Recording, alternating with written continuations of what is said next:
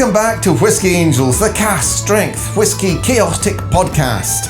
I'm Max, and today we're heading to Lindores Abbey Distillery in Fife, the first place where Scotch whisky was ever recorded officially.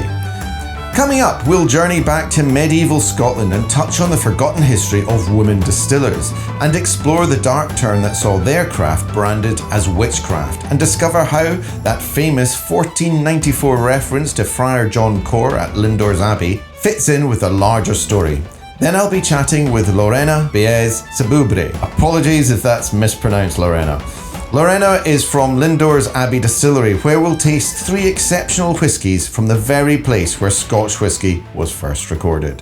So grab a dram, settle in, and let's explore the early beginnings of whisky. Our story begins not in a modern distillery, but in the kitchens and hearths of medieval Scotland. Long before whisky became the nation's spirit, distillation was a domestic craft, and it was often women's work. Since antiquity, women had been household brewers and bakers. When small alembic stills arrived in the 1400s, distillation became a natural extension of these culinary arts.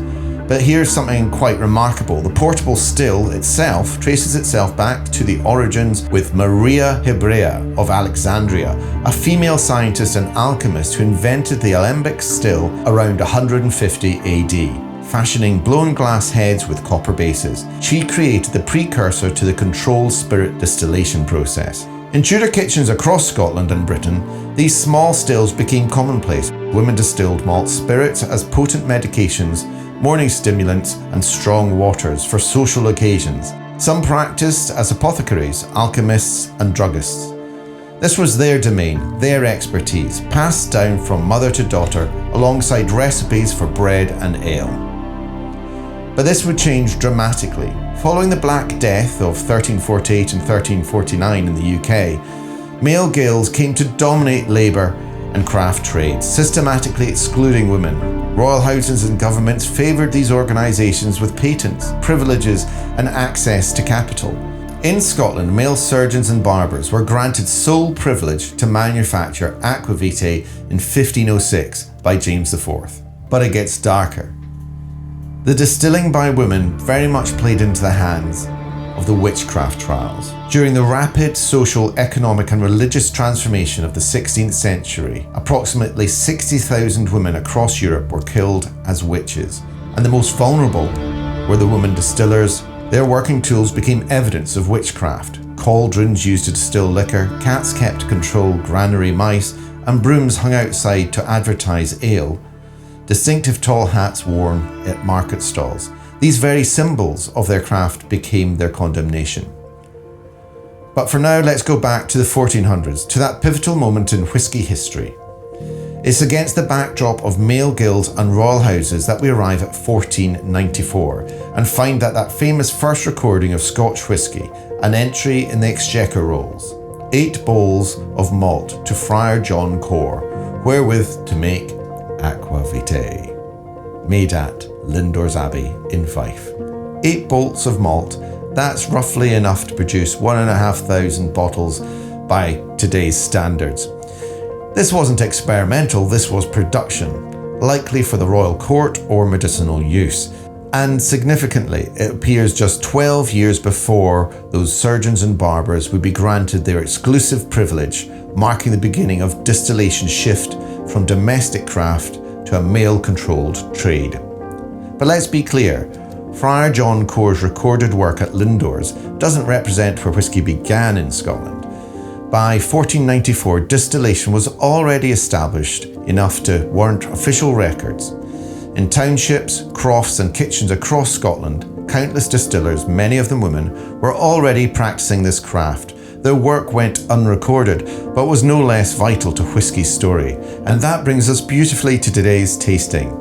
Now, I had the absolute pleasure of visiting Lindores Abbey Distillery to speak with Lorena, and we explored 3 of her exceptional whiskies. Let's head there now. It's a pleasure to receive you here today in this very Drich day. We are not the oldest distillery.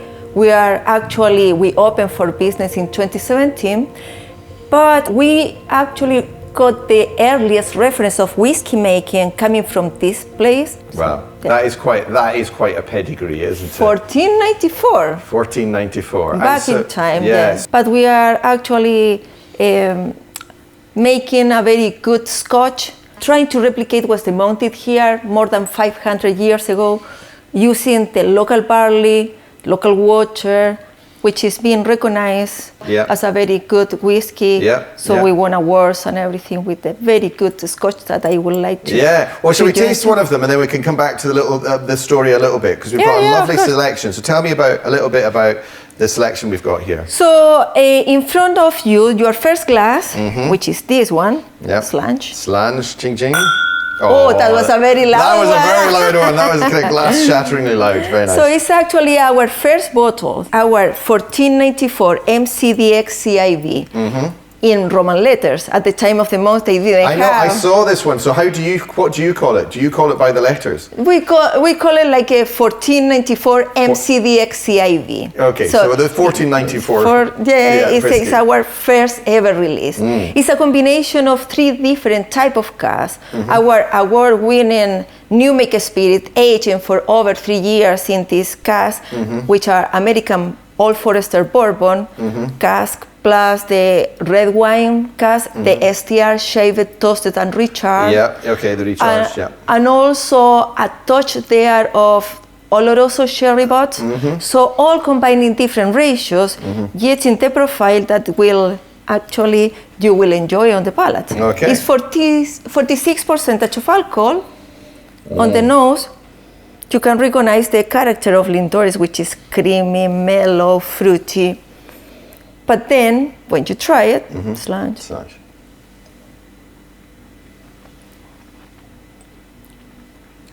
Oh, nice. It is very nice. It's very smooth, isn't it? It's so smooth. That is the character of Lindores. Very creamy, small, silky on the palate, but also a great combination. The ratios are just right. This whiskey is very well balanced, got complexity as well.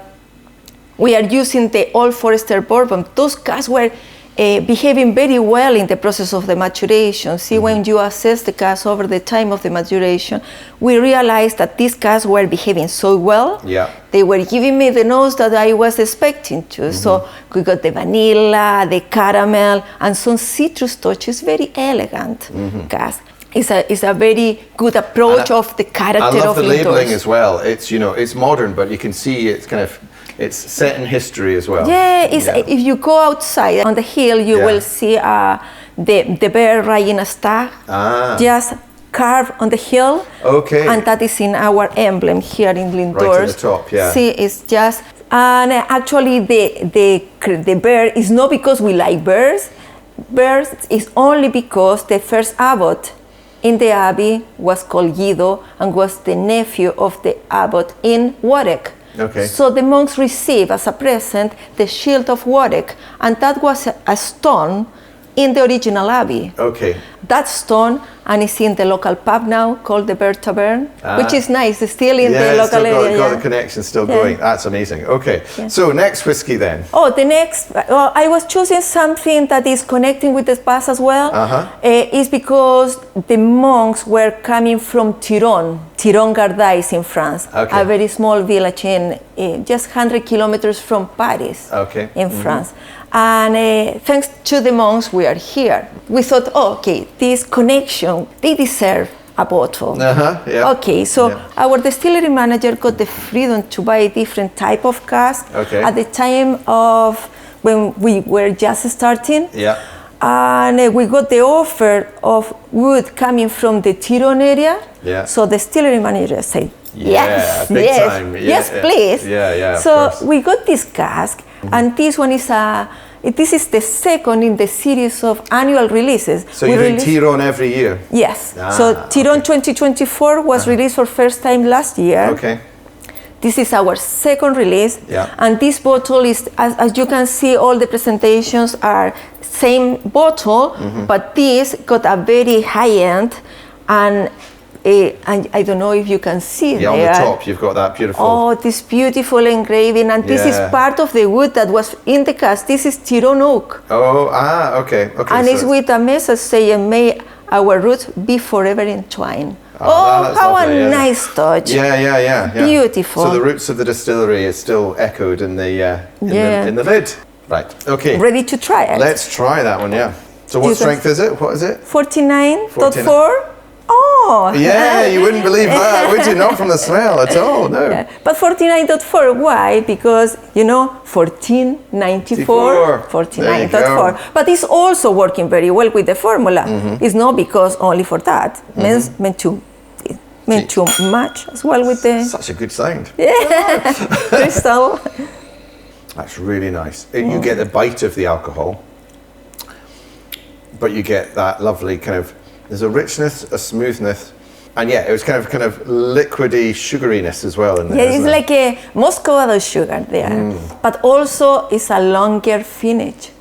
That is telling you also that the whiskey... That's a warmer, isn't it? That's a winter warmer it's for whiskey. Beautiful whiskey. It's like a winter absolutely. whiskey. What you need something after a very long walk. Absolutely. There's a whiskey for every occasion. I think this one is a very inviting, like autumn, winter. Absolutely. That's got so much warmth to it. And the color is beautiful. Okay, brilliant. Now, the distillery itself is... very family orientated, isn't it? Yeah, so we got our founders just crossing the road. So Helen and Drew, they got this light bulb in their mind, thinking about bringing the whiskey back to its birthplace. And so when you go round the distillery, the stills themselves are named after them. The family as well. Yeah. Which is amazing. I mean, our wash still is Dodo, shortened for Dorothy, and Dorothy was the mother of Drew. And Poppy and G, you already met G. I met G, I know, and she was saying, people keep saying that Poppy still creates nicer spirit than G's spirit. so there's going to be a family run as well. That is amazing, which is it's a nice touch. I mean, no, it's a nice touch. And then you've got like the washbacks or whatever. I've got the names of the dogs as well. That's true. The family dogs and stuff like that. So it's got a real kind of sense of family about it as well, which is lovely because there's not that many distilleries now which are a family-run affair. They're harder to find now. Okay, on to the next one. Yeah. See, this amazing bottle. This bottle, you can see the difference between them, but this one is Friar John Cor. Remember the monk who received the order from the king okay. to make aquavita in 1494. So Friar John Cor was wearing a black cape. For that reason, the bottle is a black bottle as well. It's an annual release as well. So this is Friar John Cor Chapter 3. Every chapter will surprise you. And this is a combination of different type of bourbons. So I got Woodford Reserve, which is more dry, vanilla, citrusy, and a bit peppery, compared with the Old Forester, which is very creamy, sweet, caramel, and very soft citrus. See? Those combine together, but then I thought, okay, but needs more fruity here. So let's go and find something special. So actually, we got different type of sherry bots. I got the Amontillado, which was matching with the Woodford Reserve, but this Old Forester needs to match with something sweet. I thought, okay, just to balance in that, let's go for the Pedro Jimenez, the PX, very rich, fruity, rich, some caramel and chocolate there. It's getting another level and it's cask strength. So I think I had to say from the series of Friar John Cor, this is my favorite so far. Okay. So Slange. Oh, that's delicious. So nice. It's so nice. So rich. And the sherry. Honestly. It's like one of my favorite kind of ways of having a whiskey is having the whole sherry cask and see the layers. Are coming so layers and layers and still there. So it's a whiskey for that. It's kind of, it adds more, it's vanilla, but it's a really rich vanilla as well in there as well. Yeah, but you can feel I can notice the Amontillado as well at the back. But it's coming later. Yeah. I love cask strength, so for me it's just right. Oh, this is very good. You see, I just know that like Simone, our producer, is getting very jealous sitting over there. Simone, you will try it later. You want to try it? It's very good. Actually, it's very good. So, and what I like from this Friar John Cor series, it's like you have to surprise the customer all the time. Well, yeah, well, that's it. You've got to keep something going. You've got to stay true to the message, the original message. Is that right? You can give it back now. Beautiful. Yeah, you've got to stay true to the message, but you've got to develop that as well. Yeah. And find a new way of bringing extra meaning to it as well. Yeah. So as I was saying, a whiskey is more than a bottle of a well-balanced whiskey meant to tell a story. Yes. And for us, we got plenty to play here with the history. The history, yeah. Lots of fun to be had. Lots of fun to come. Well, listen, thank you so much for taking us through these whiskies. Absolutely fascinating to explore them and also to see Lindores itself. It's I do remember back when I was like 20 years ago, I wrote a short film script. And it was terrible. It was a terrible short film script, but it was based around the idea that a set of like people from Time Team had been to Lindores and had discovered a bottle of whiskey. And the idea was that, you know, this was like the bottle of whiskey that everybody would want because it would effectively be the 1494 recipe, if you like. And so, and then it, you know, it was a thriller and it all kicked off, but it was a terrible script. So it never got made. But that was when I first learned about Lindores and its history. So it's fantastic that now there's an actual distillery here properly. Yeah, and you are here now. Absolutely, absolutely. Well, one day you might find that bottle of whiskey though, and then that would be something. Who knows? Who knows? Yeah, that bit of DNA from that original whiskey, that would be amazing. Actually, we receive the archaeologists from St. Andrews University every single summer for a camp here in Lindores. So probably they will find something one day. One day? Who knows? And it's just lovely to have that history here on site. Of course. Yeah. If you've enjoyed today's episode, please do subscribe to Whiskey Angels wherever you can get your normal podcast from. Follow us on social media, and for more whiskey stories and tastings, please tune in next time.